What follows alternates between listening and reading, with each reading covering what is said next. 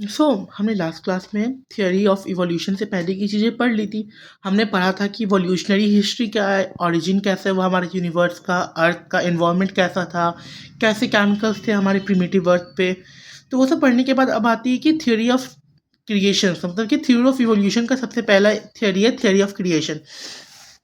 अगर हम समझे तो theory of special creation father Suarez ने दिया था। ये क्रिश्चियन पास्टर थे, इन्होंने थियोरी ऑफ स्पेशल क्रिएशन दिया था।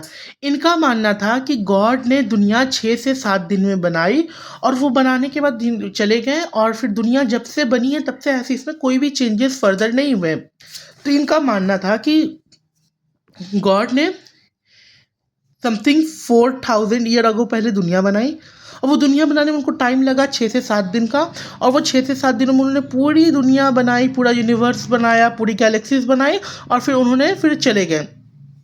तो ये जब जितने भी रिलीजियस पर्सपेक्टिव होते हैं वो कहीं ना कहीं डिनाई करते हैं थ्योरी ऑफ इवोल्यूशन को। उनका मानना होता है कि गॉड ने अगर 10 स्पीशीज़ बनाई है तो 10 स्पीशीज़ शुरू से 10 स्पीशीज़ ही रहे, वो इवोल्यूट होकर 11 स्पीशीज़ नहीं बने हैं। उनका मानना है कि जो पहले से था वो पहले से ही है, कोई इवोल्यूशन नहीं होता है। और ये थ्योरी किसने दी थी? फादर सोरेस ने। और ये बहुत बेकार थ्योरी है जहाँ पे इवोल्यूशन का मतलब ही नहीं आता है। इसके बाद आगे चल के थ्योरी ऑफ एबायोजेनेसिस आई। थ्योरी ऑफ एबायोजेनेसिस का बोलना था, हुआ क्या कि कुछ लोगों ने कुछ कचरा फेंका था, ठीक है, वहाँ पे कोई ट्विक्स था, कुछ डस्ट था, मड था, वाटर था। किसी दिन के बाद अचानक एक इंसान ने देखा कि वहाँ पे एक चूहा मिला।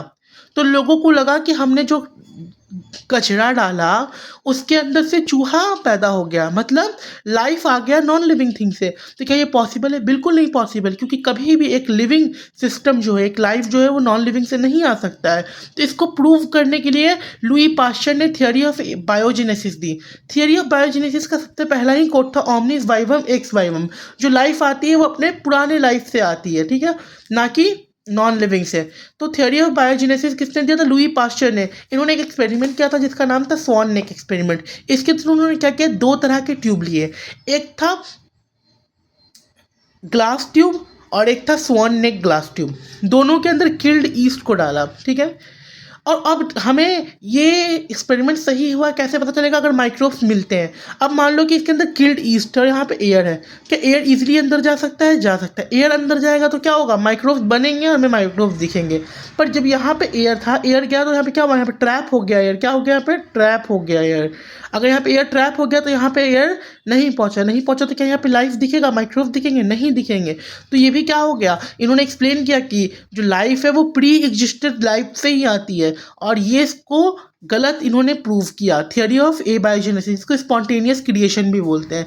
फर्दर अभी एक लास्ट है जो इसमें बोलते हैं थियोरी ऑफ पैनस्पर्मिया। ये बहुत ज़्यादा एस्ट्रोनॉमर्स का माना हुआ टेक्निक है। एस्ट्रोनॉमर जो अंतरिक्ष की पढ़ाई करते उनका मानना था कि लाइफ जो है वो कहीं ना कहीं दूसरे प्लैनेट से एक स्पोर के फॉर्म में, या फिर एक एग सेल के फॉर्म में, या फिर एक जाइगोट के फॉर्म में हमारे अर्थ में गिरी और वहाँ से लाइफ का शुरुआत हुआ।